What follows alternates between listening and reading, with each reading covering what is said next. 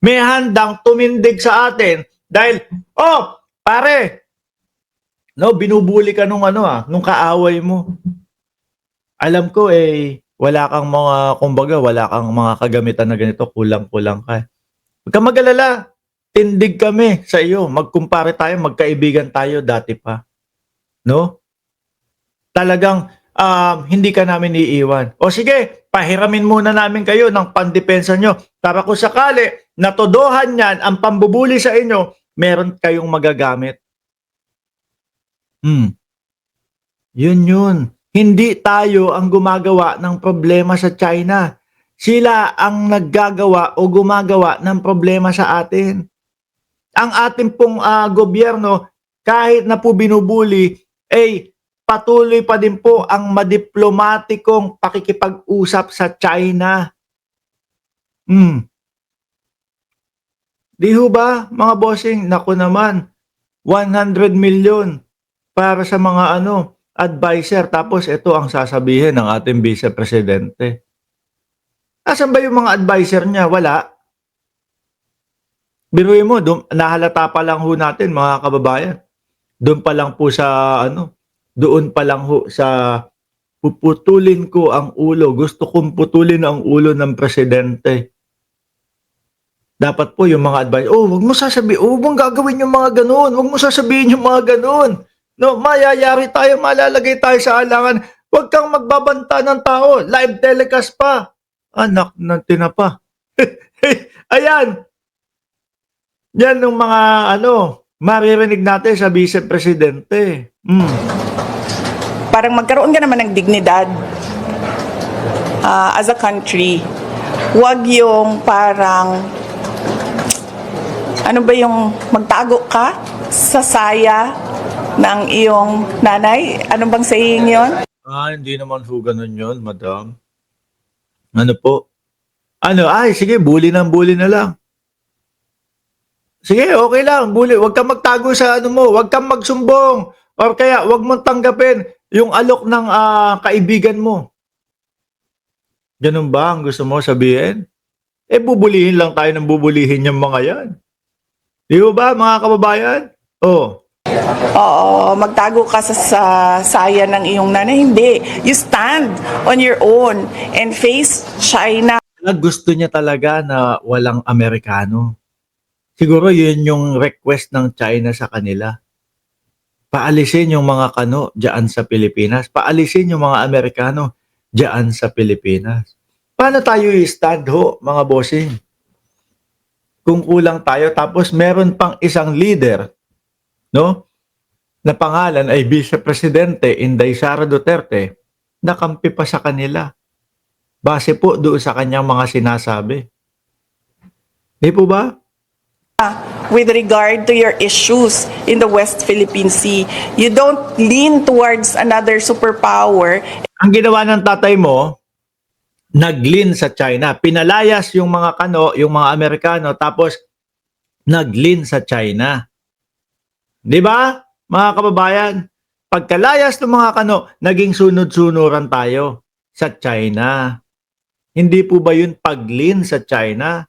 Ngayon po, kay Pangulong Bongbong Marcos, hindi po gustong sunugin, kagaya nung kay Robin Padilla, hindi po gustong sunugin ng ating presidente yung pagkakaibigan sa China. No? Kahit po water cannon na ang inaabot ng mga barko natin, mga kababayan, madiplomatikong pag-uusap pa din po ang ginagawa ng ating gobyerno. Tapos, iginilid, ibinalik lang po, no? Yung matagal na nating mga kaibigan. Nahanda na tatayo kami sa gilid ninyo. Huwag kayo mag-alala dahil sa pambubuli niyang mga iyan. Biruin mo, abot-abot na yung pambubuli sa atin. Di ba? Pero ang pakikipag-usap pa din ng gobyerno natin ay malumanay, mahinahon. Di ba? May narinig po ba kayo na sumigaw ang ating Pangulo o sumigaw yung Department of National Defense? Na ganito, tara! Girahin na natin yan! Wala naman, di ba? Pinipilit pa din po na mapayapa ang pag-uusap, Madam BP. And say na oh, please help me because he is bullying me. Ano yun? Matagal na po. Matagal na pong kaalyado, matagal na pong alay ng Pilipinas ang Estados Unidos. Ano ibig mo sabihin?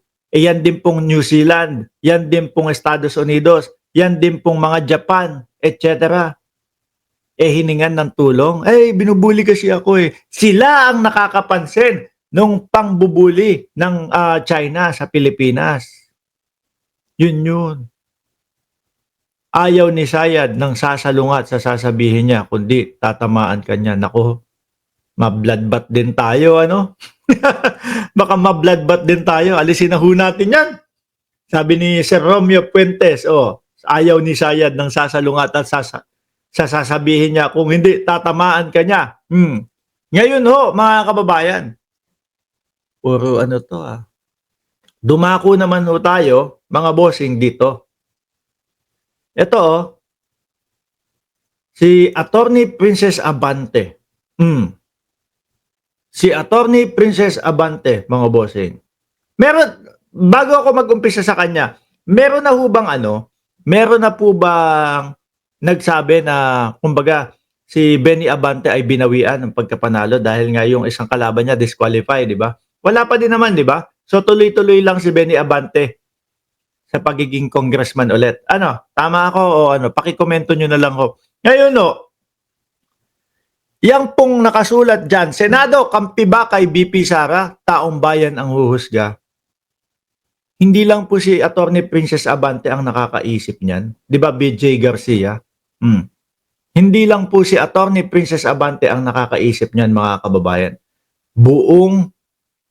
Wag buong Pilipinas. Magagalit si Bato. Majority ng taong bayan ang nagsasabi ng ganyan ho. No?